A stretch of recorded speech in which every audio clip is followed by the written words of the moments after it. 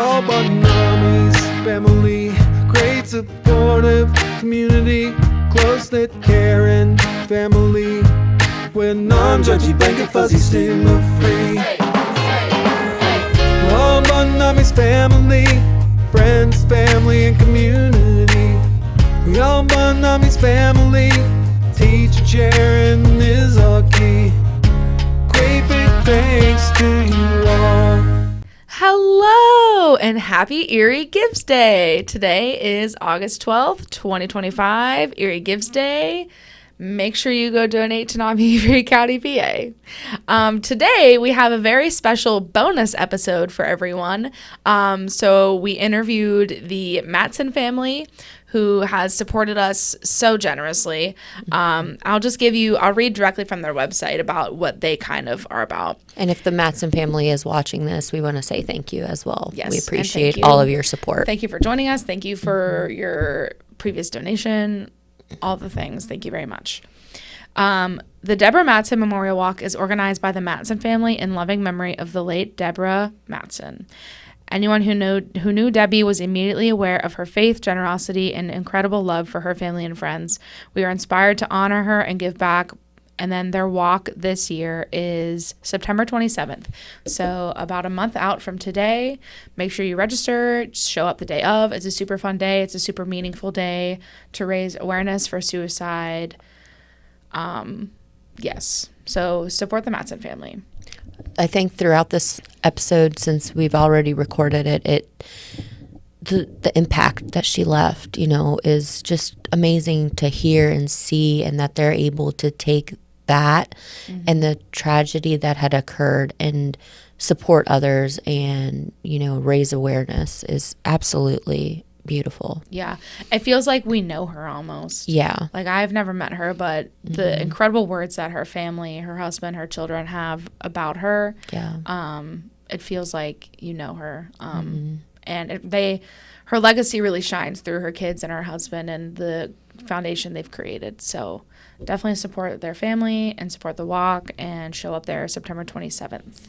And we wanted to highlight the Mattson family since we do collaborate a lot with them, and they have been generous to us and have donated even from their own walk. So we truly do appreciate it and wanted to kind of share their story with you guys today to see, what made them want to give to NAMI and their whole story behind it. Their kind donations and everyone else out there who has donated to us, we truly do appreciate it, because without you guys, the things we do would not be possible. Yeah, no. So we truly do appreciate it. Your donations go and help our organization to be able to provide free programming and education to the community. We really pride ourselves in making things free for individuals, just because we know it's a small town. There are individuals who suffer and maybe they're not able to pay to take a class or something like that. So those donations do truly make a difference in individuals' lives. Yeah. So we have a really, really great episode for you all today. It's our little bonus episode. Before we get into their interview, I wanted to just kind of talk about NAMI again. If you're new to the live stream, hello, thanks for joining us. Make sure you check out our Erie Gives Day page. If you've been on the live stream, thanks for hanging in there. We know it's a long day, but we appreciate the support. But if you're new to the page or are new to NAMI or literally anything, we wanted to kind of go over all of our programming again so you can see kind of what we do to maybe, I don't know, make you want to support us today. So we offer completely free non-clinical mental health programming. So we do a lot of peer support groups. We're in a lot of other agencies. So we go to LTSR, RTFA, Mercy Center for Women, Life NWPA, GCAC West, all kinds of places. We are in McDowell High School's Life Support Room, so many different support groups. So that's just kind of one of the things we do, if you want to talk about some of our classes. Yeah, and I just do want to mention first that we cover a wide range of individuals, varying from little kids. We go into schools, we go into like daycare centers and things like that. Essentially like 5 to like 90 something, I think, as Yeah. our oldest consumer right now. Yeah. So we cover a wide variety because mental health truly does affect everyone, and no matter what age you're at. So we do cover a lot of that. As for classes, we have a family to family class, which that class occurs in our office. Right now we might have a wait list. You can check out our website and see where we're at in that process. And for individuals who have a loved one who might be struggling with mental health challenges, the family to family class is amazing because it teaches you, things to look out for, how to support your loved one, the resources out there to be able to support your loved one, just proper ways to approach a conversation. Because I know sometimes if you don't know what someone's going through, it can be tough to know what exactly to say. So it covers a wide range of different topics and areas, and I think it even goes through like specific diagnoses and covers those as well and things like that. It's truly beneficial.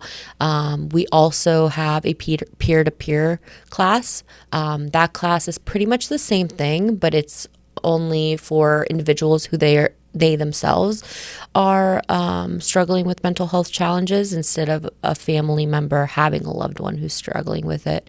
All that information is located on our website, so you can find all the information, see if there's a wait list, contact us, everything, which is NAMI, N-A-M-I, Erie.org. And you want to make sure you put that Erie in there because we are part of a national organization and we're the Erie affiliate here. So if you're looking to support us, just make sure you're coming to the Erie site.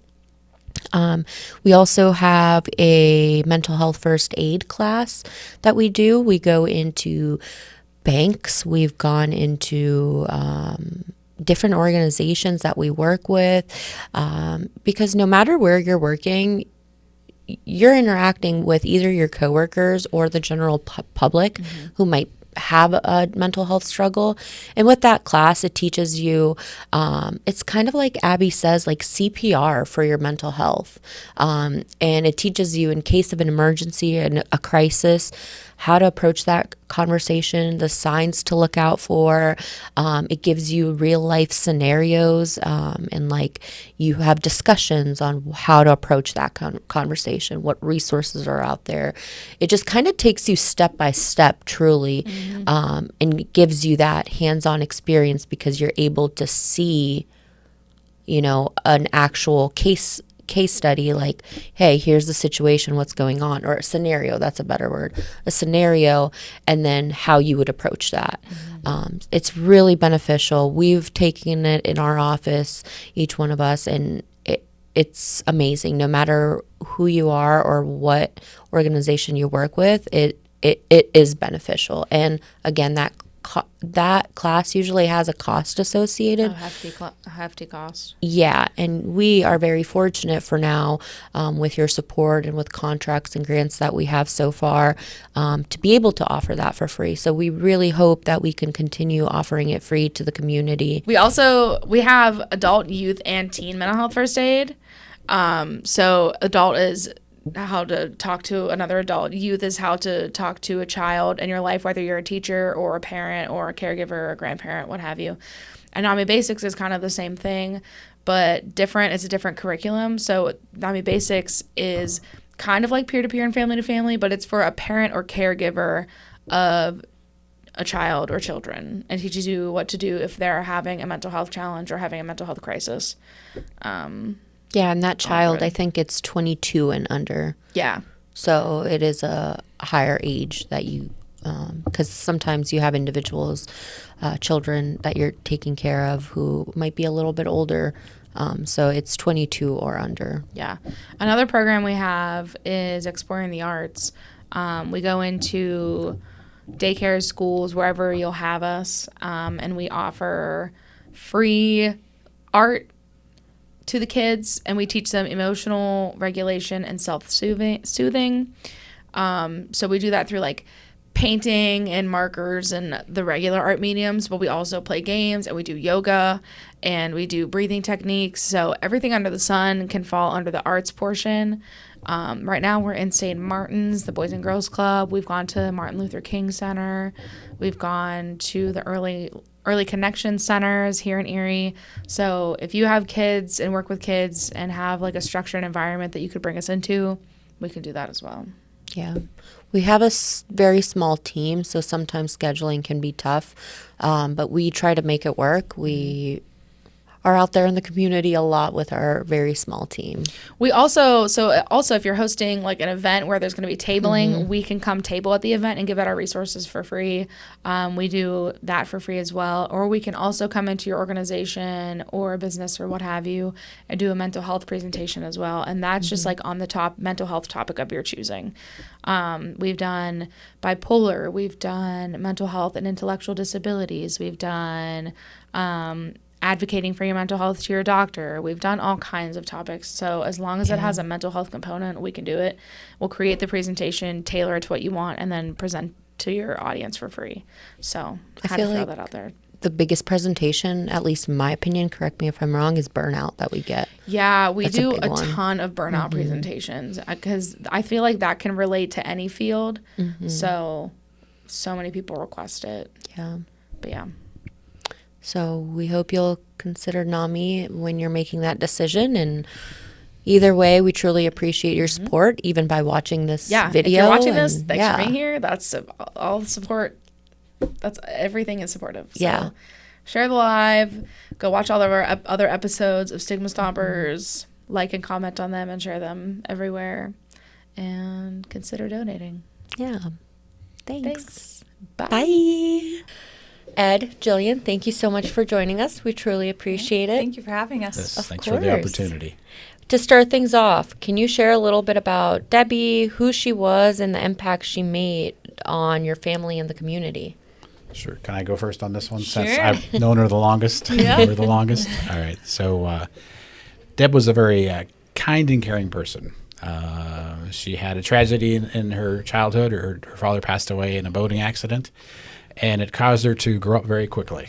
And she was always the person that you would go to if you needed something, you wanted to talk to somebody, or needed some help with something. She was the sponge, whether it was in junior high or high school, or even through her days as a mom. She was the one that was always there. She was the one that was always taking it all in, absorbing it, and perhaps sometimes maybe not sharing everything that was going on, which could have led to some of the things that we encountered later on as we grew older. So she was that type of person that was always there no matter what.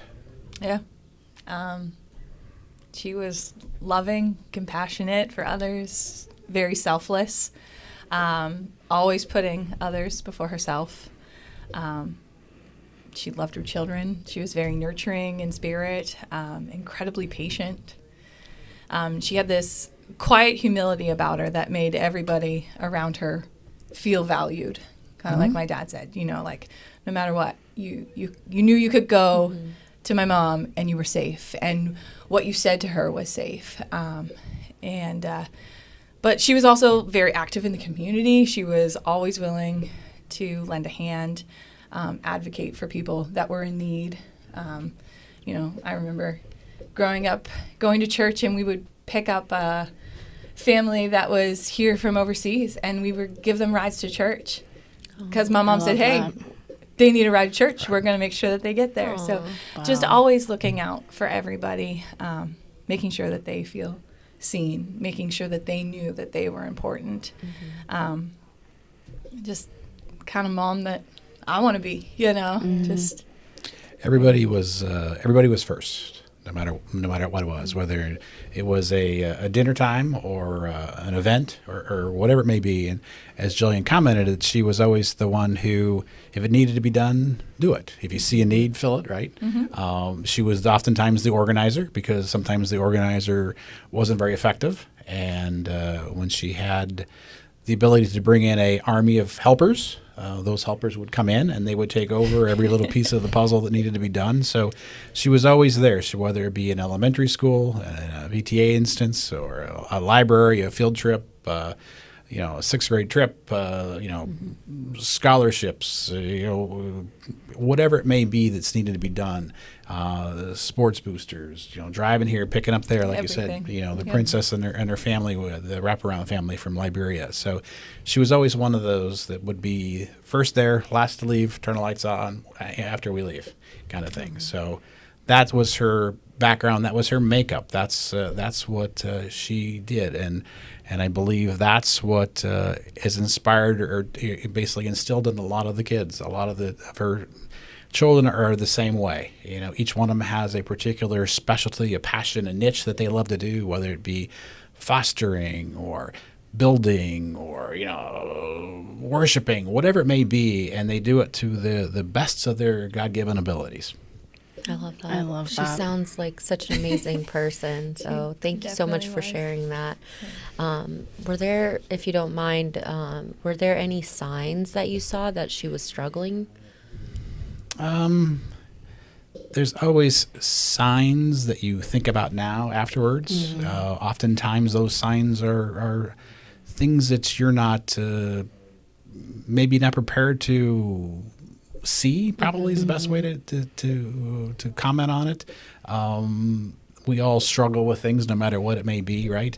And understanding what to look for, which is kind of parlays into the rest of the conversation we have as we go along, was that sometimes we don't know until it is too late. And sometimes those signs are there when you look backwards and go, oh, I should have saw that, or that could have run me over, and I would have seen it. But I think that's probably one of those things. Yeah. Thank you. Well, you kind of answered it by talking about how incredible she was, but what inspired you to create the Debra Mattson Memorial Walk in her honor?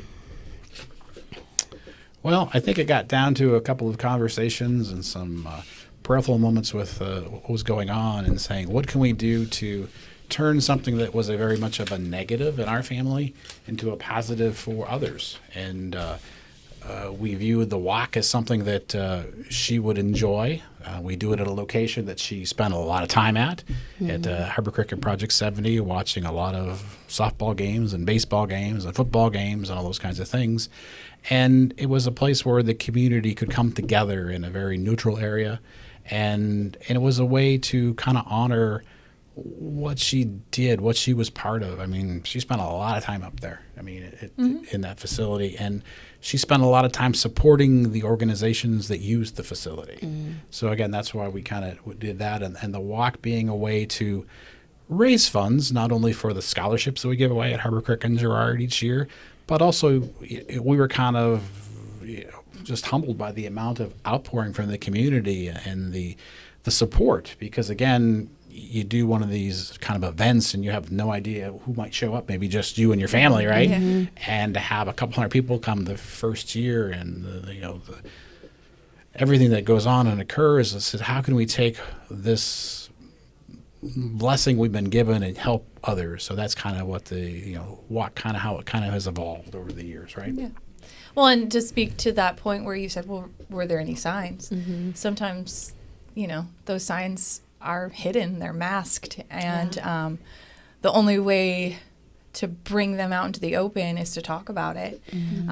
And so that was something else, like, let's do this event, let's raise awareness to the best of our abilities, let's talk about it, let's get together, like Dad said, and in a location that has meaning, and really see what we can help each other through. And honestly. I think I'll parlay it even further to say, because of the blessing of having 8 children and having an event, there's a lot of people who go through the same things that we've gone through, but may not have the ability to have an outlet to do a walk or some sort of a fundraiser or anything, right? I mean, they just don't have that ability. So by having 8 children, and every one of them's got a part, and every one of the grandchildren and the in-laws and the son-in-laws and the daughter-in-laws, they all play a part in the walk. So to be able to put together an event like a walk is kind of pretty easy, isn't it, Gillian? Yeah. I mean, everybody's got their role, and it's all for the good of the walk for the foundation, and there's a common reason we're all there. So, and it also draws the family together.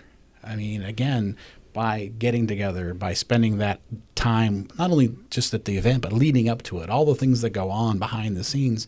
And we've been blessed with the ability to know how to run an event, right? Mom's really good she was really good at running events. And, unfortunately, we're running it for this, but again, she's prepared us to do it and do it the right way. Yeah. Well, you guys doing an amazing walk. It's a really great walk. It's a family and community effort. Everybody has a role, a part, and again, it goes back to her legacy of, whether it was a sports booster, running the concession stand, right, or buying the stuff at wherever to do it. You do all the things, all the steps you do to get it done correctly. And again, it's very humbling and very appreciative of the fact that that's the outpouring from our community. Yeah. And I mean, it's amazing. Yeah. I love the ability to give people that space, that opportunity to have honest conversations about mental health, and kind of steering them in a direction. Hey, I don't know where to turn. Who are these organizations that I can reach out to? And so I love the addition of that over the years, having community organizations there available so that we can have those honest conversations, because we all know someone. And it's Definitely. the more we talk about it, I feel like the hope is that it'll become easier for people to, be more open about it, and maybe with that stigma still surrounding it, to kind of put that to the side and talk about what's going on. Yeah. So we love what you do, and thank you again for joining us today.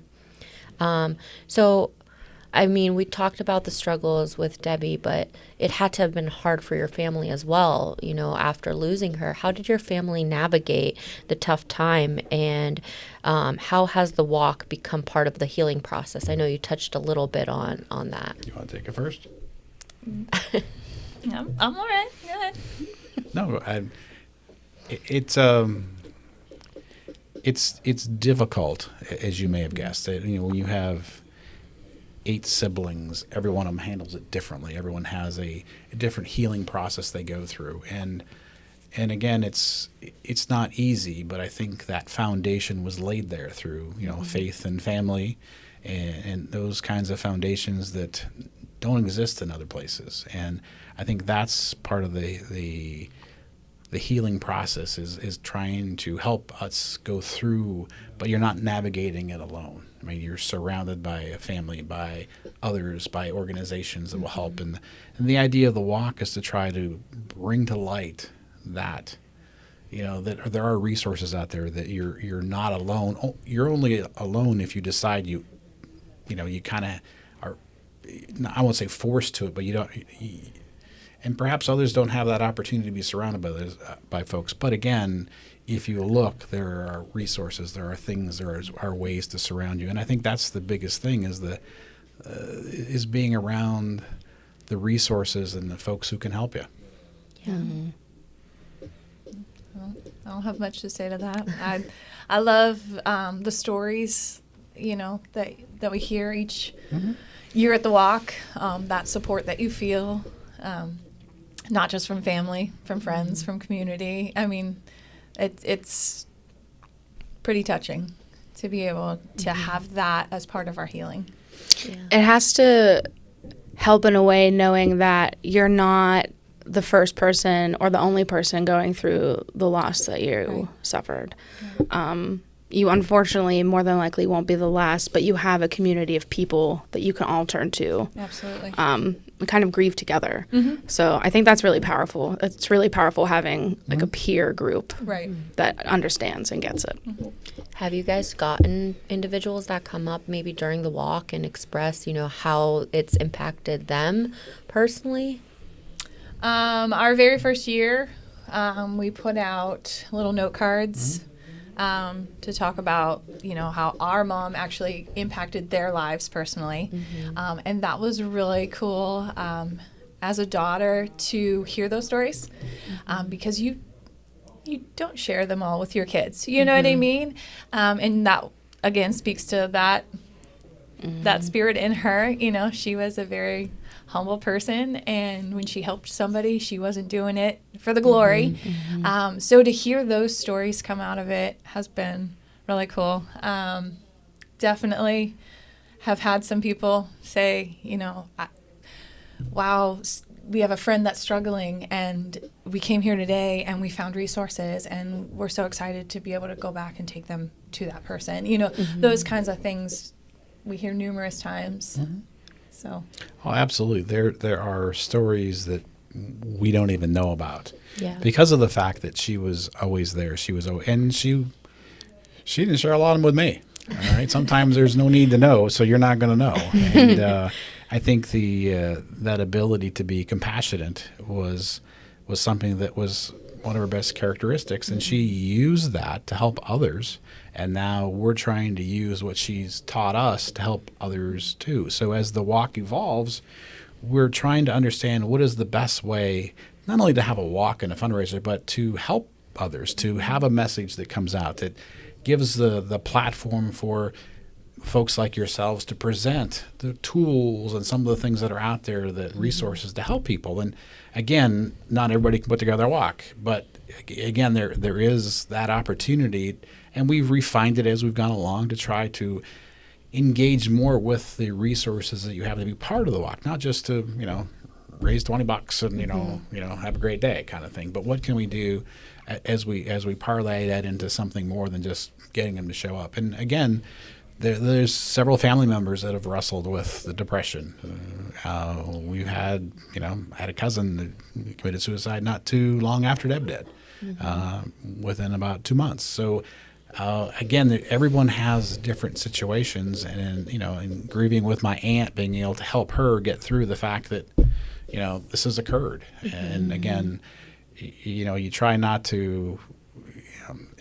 You have a choice, right? You can dwell on, oh, me, poor me, this I can't, But if you can take that energy and turn it to helping somebody else and put it outward, then again, that's going to help you. That's going to help you heal. Plus, it's going to help the person you're dealing with. So that testimony isn't built by it's built by tests that we have to go through.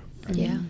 And the more resources we get out there, because I feel like in situations where you're in crisis or you're going through a tough time, you don't know where to turn. And I feel like even if you're looking up resources online, you probably feel so overwhelmed with everything that is out there. So having them at, a walk where it's like a casual situation, you're going for a walk, but then you can see all the different resources that are out there. You can have that in the back of your head in case of a situation where you might need it. So I love that. And lending credibility to those resources by having it a walk, right, that you're sponsoring, again, shows the community and other folks that these are the places that we believe can help. And a lot of times that's how it works, right? Rather than just, again, some people will just look online to say, what can I find? But others will go, well, if I go somewhere and I see something, it's there for a reason. Yeah, definitely. Let me see. What do you hope walkers take away from your event every year? I know we talked about the resources, so obviously resources, but what else? A deeper understanding of how important mental health is, and that reminder that nobody is struggling alone, that there is someone, whether it's a friend, a neighbor, a family member, a resource that's out there to help them through that, because mental health can impact anyone, no matter how strong, happy, they can seem on the outside. So just trying to break that silence and encouraging people to notice the signs, to speak up, to support one another, build connections, have valuable conversations with people, not just surface level, but actual meaningful conversations with those that you care about. Yeah. And again, by doing this and making the resources available, you have an opportunity to give somebody some tools that they may not have, that they're not comfortable with. But again, I think of several instances where people go, I heard you guys talk about this. I kind of, because when when you're in a react mode, it's too late. So you have to figure out some way to get involved up front, to be in that, preventative stage. And I think that's what we're trying to do is help others understand, hey, this is what to look for. So the first aid and health, the stuff like that you guys bring helps us with the tools, but yet it makes people aware of what to look for. So when we go to, when we've done the school conversations, by the time it gets to the superintendent's office, it's too late. Yeah. You're dispatching a crisis team, right? So why not get in front of it? Why not get involved with the schools? Why not get involved? Because that's the easiest place to start is with those schools in the preventive situation where, the student is awake most of the time. They're in school, so they're seeing their friends, they're seeing their teachers. They're at school. 80% of the day that they're awake. The other time they're at home, they're probably on the phone or whatever. Yeah. But again, how do you get in front of it? How do you look at it from a preventive perspective? And I think what to look for. What are the signs? And I think if we can educate or make people aware of what to look for, then we're not dispatching a crisis team. You're working in a preventive type of mode. And again, you may have, somebody who says, hey, I saw this. I'm going to pick up the phone and call them for them. This is what you need to do. Versus they may not know how to do that. Yeah. There's a couple examples that come to mind in the family that's occurred. I knew they were, they made this off-color comment, but I knew something was bothering them. We're going to pick up the phone and we're going to call. Especially in a school setting, I feel like you said they spend most of their days in school. They're Most around of their year, honestly. Yeah, exactly. They're around their, classmates, teachers. So they would probably be the ones who see those signs earlier on than even at home, unfortunately. Okay. So I think I 100% have to agree, and I'm sure we all do in this room, that it's so important to start at a younger age to teach the children on, what to look out for. So I'm really glad you brought that up. Yeah, and again, we're all going to go through it, as Gillian's indicated. At some point, we all have those days where you just go, I just don't want it. I mean, again, you have to realize that's part of life. That's part of going through life. Is you're going to have those. You're going to have those high points and those low points. And what you want to do is understand, if the low points become consistent for a long time, is there somebody that's watching out? Is there something we can do? And again, getting back to the school situation, that's probably where it's going to surface first. Yeah. Being proactive rather than reactive in those situations. Get that training out ahead of time. Get those conversations out before it's already. Yeah. And I just want to take a moment to discuss our programs that you mentioned. We offer mental health first aid, and we offer it for teenagers. I think adults. Yeah. And for anyone, a parent, caregiver, anyone that works with kids. Yeah. So we have adult, youth, and teen mental health first aid. Yeah, and to your point, it teaches you the signs and symptoms to look out for and how to react. So if you are interested, we offer it completely for free, so you can reach out to us for more information. What I also like about that class, honestly, all three of them, is it also teaches you how to ask them. Yes. And I feel like there's a lot of stigma or just misunderstanding, frankly, about how to ask someone if they're considering suicide. So it teaches people how to be direct. Yeah. Like, are you thinking about suicide, rather than you're not thinking of suicide? Are you kind of setting it up for them to say no? It teaches them how to be direct and how to get verbiage so that they can get an actual answer and not. Yeah. I really love the course. It's really good. I think everyone should take it. I'm signed up on July 9th. Perfect. So what has been the most meaningful part of organizing the walk each year? I know we touched on a few things that you guys have loved so far, but what has been the most meaningful? Seeing that support from family members, from friends, from the community. Last year we had the Harbor Creek football team. They joined us. That was cool. And just to know that that's making an impact, making a difference on them. Allowing them, again, that safe place to have those conversations, opening up that topic of conversation that nobody really wants to talk about, but we're here today, so let's talk about it. How is it? So that's been really meaningful. and definitely healing in that grief process as well. And it takes time. Everybody heals and recovers at different speeds, right?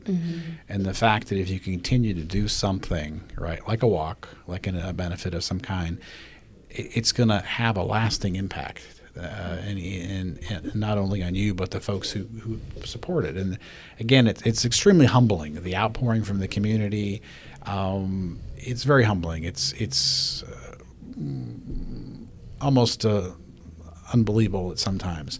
But again, it's those stories, as Gillian shared, that you get on a card. Well, your mom stopped one time, when I was out walking, and da-da-da, these kinds of things. And, those are the kinds of things that we would never know unless we did something like this. And each year, little stories come out, little things, happen, that we didn't really know about. There's a lot of things that she did that we'll never know about. And again, so by doing it and being consistent, I hope that consistency will help over time. And again, as a family, we had to react versus helping somebody be proactive, preventative. And I think the other thing too is that if we can be consistent, we can show folks that not only being preventative and looking for the signs, but also being aware and actually doing something, not just thinking about it, but acting upon that, intuition, or whatever you want to call it, that says, hey, there's something going on here. I need to drill a little deeper into what's going on. So I think I look at it from the perspective, not only are we providing those resources, but perhaps we're giving somebody that little nudge that says, do something, not just, oh, that's great, oh, really, and it's, doesn't turn out well. I feel like the bystander effect in regards to like calling 911, I think it's the exact same situation. You might think that it's not your place, or you might think that someone else is talking to them about it, or you think that they're figuring it out on their own, but then no one's calling 911. So then that person's not getting the help they need. So I just really like that the conversation is still being had. And the encouragement to get people to talk and to do something rather than just dismiss it is really, really great and impactful. So your past walk this last year, you donated the funds raised from the walk to us at NAMI. Thank you for that very much. Thank you very much. What led you to that decision?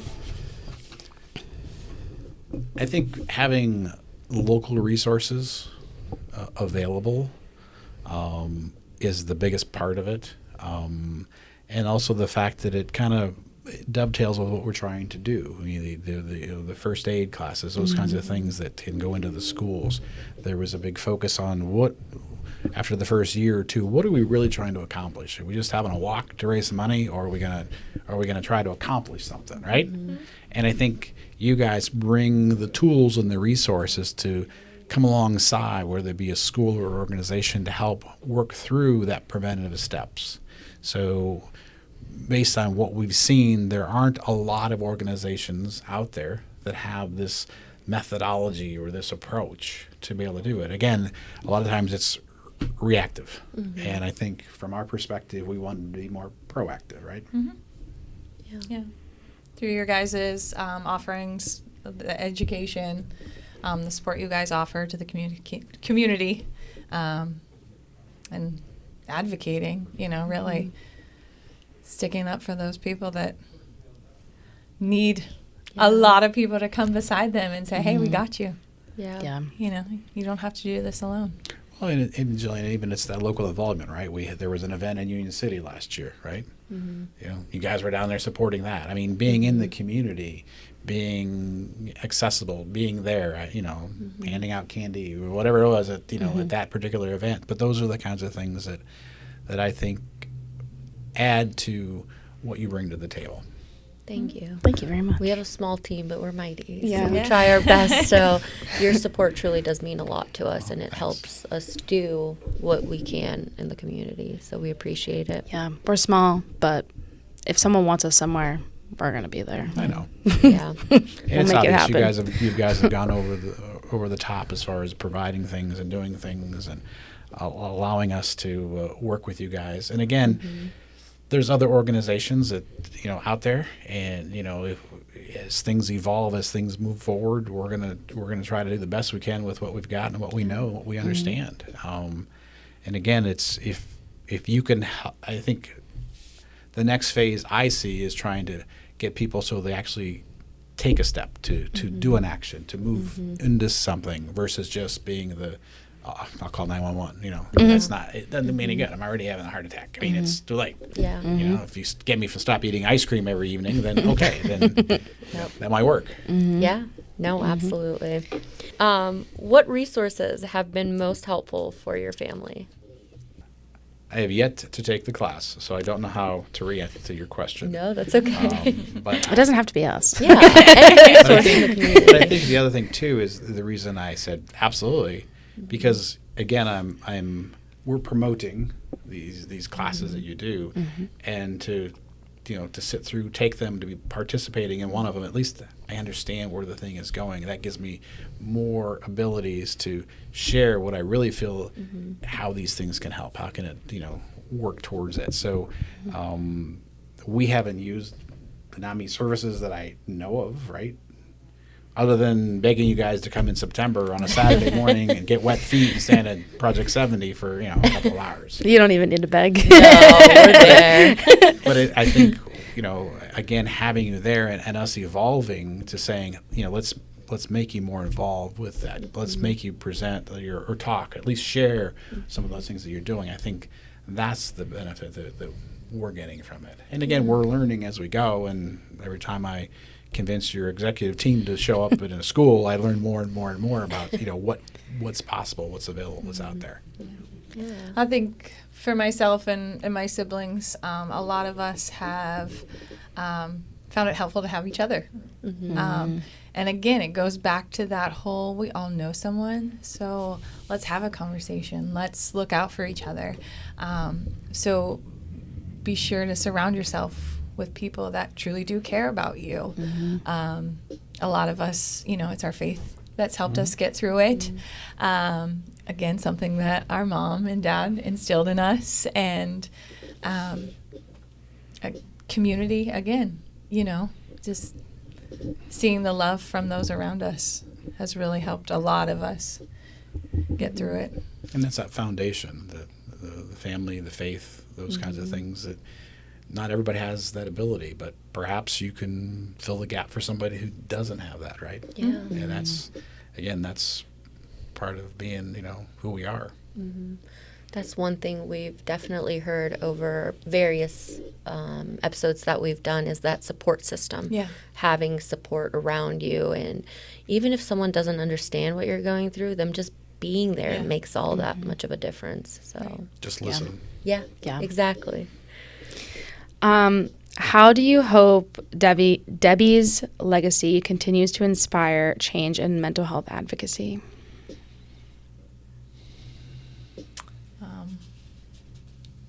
I hope that it inspires compassion in people for those around them.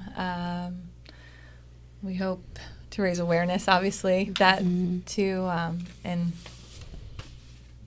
remind everyone to care. Just a little. A little can go a long way. Yeah, absolutely. Giving people that safe place and acknowledge their feelings. You don't have to feel their feelings, but you can still acknowledge them. Yeah. Yeah, and just adding to that, again, breaking down that stigma, right? Breaking down the fact that there's somebody there that will listen, somebody who cares, somebody that's, will walk with you, will be part of what you're going. Yeah, I mean, and not everybody has that ability to have that surround them. And, as a community, that's something that hopefully we can impact. And it was part of her DNA. I mean, whether it be the family from Liberia or whatever it was that she had, whatever the next thing was going on, that was important to her, and it didn't matter. I mean, that's what we were going to do, right? And we're going to do it as a family, and everybody get in the van, and that's it, we're done. End of discussion. And I think leading that way, not only are you talking about it, but you're doing it, right? You're acting upon it. And again, we dealt with the tragedy, and I can't change it. I can't fix it. But perhaps we can help somebody else based on what we've gone through, right? Absolutely. And I think that's the reason why we do the walk. That's the reason why we honor her legacy. That's the reason we do the things that we do, because the world needs more of it. Yeah. So what are your future plans for the walk? What is your hope to see how it's going to evolve, and how can people get involved? And when is it this year? Yes. Because this will be out before then. So we can get people to go. So to get involved, well, okay. Our hopes for the walk, obviously we want it to grow. We have slowly increased our numbers each year, which has been phenomenal. So continuing to grow, continuing to support people. We went from having 1 or 2 organizations our first year to, did we have 4 or 5? 4 or 5 this past year. So again, bringing those organizations to light, and something as simple as like you talked about knowing them in that middle of that situation, because you're not going to necessarily be able to look for them when you're going through it. Having that chip clip to take home that is that constant reminder that you always see. I had a bracelet for a really long time that I actually ended up giving to a friend, and I was like, here, you need this. Like, just like those little things that in the moment when you're at the walk and you take them, you're like, oh, okay, this is cute, it's a button, it's a bracelet, but then being able to turn it around and have that readily available for somebody is pretty cool. So you can follow us on Facebook. We also have a website that you can visit, Debra Mattson Memorial Walk.com. This year's walk we have set for Saturday, September 27th. And we have bumped the time back to 2 o'clock in the afternoon. We've had some pretty soggy feet the last couple of years. A lot of wet socks. It's So still I'm fun, but a little wet. Pretty excited to walk in dry shoes this year. But above all, this walk is our way of standing together in support of healing, hope, and mental health advocacy. So. And we'll continue to do the walk as long as the family believes it's relevant and we're doing something constructive with what we're doing. All things have a life, a phase at some point, but we believe at this point there's still a tremendous need. Absolutely. And we have the support of the community. And even if the community didn't show up, we'd still be there as a family. Yeah. Right? So we would walk no matter what. And whatever we got, we would donate it to, whoever the cause was that particular year that we're doing it. But I think it gives folks like yourselves, like NAMI and others, the opportunity, a platform to share, to present, to be there, to go, oh, well, yeah, I did see them there. I saw that. I saw Abby's face. Yeah. So that connection, that local connection is the key. So as Gillian said, it's the 27th. It's a Saturday. We bumped it to 2 o'clock so we could have dry feet. And it'll take us like normal time. I take an hour or so by the time we get through everything, but it'll be a good afternoon. And we're praying that Deb is going to bless us again with the weather forecast being sunny. We've only gotten rained on once, and the years we've done it, and she's managed to keep us fairly dry from that perspective over the years. So. I love that. So we like to end every episode with some advice for our viewers. As family members with losing someone, what advice do you have for individuals who are watching who might have a loved one that has passed or is struggling with mental health challenges? Well, that's a great question. I think the best advice I can provide is to get involved, to be on the lookout, to understand what you're looking for if situations begin to evolve, so that you don't have to be into a reaction. And as a family member, again, listen, be there, always be there, always listen, and don't be afraid as things change and evolve to up the conversation a little bit. Yeah. Love that. Yeah. Perfect. Thank you both so much for joining us. We truly appreciate it. I know it's not an easy subject to talk about, but we appreciate you sharing your stories and the walk and everything with our viewers so they can stay informed. Well, thank you. And your support of us. We Yes. appreciate that most of all. Absolutely. Yeah. Thank you for catching that. We love helping. Yeah. Yeah. And that is pretty much it for today. Yeah. Thank you for watching. We'll see you next time. See you on the 27th. See you on there we go. September 27th. We'll be there too. So. All right. Bye. Thanks for joining us on this episode of Stigma Stompers Podcast. We truly appreciate all your support. If you want to see more about what we do in our community, make sure you check out our website. It's namieri.org. Make sure you also click on our t-shirt store tab so you can buy a t-shirt. We get a portion of all the proceeds. And make sure you sign up for our newsletter. It has all of our programming and event updates. Another way you can get involved is if you feel comfortable sharing your personal story. You can email us at info@namieri.org, or you can give us a call at 814-456-1773. Thank you for tuning in, and we'll see you next time. Bye.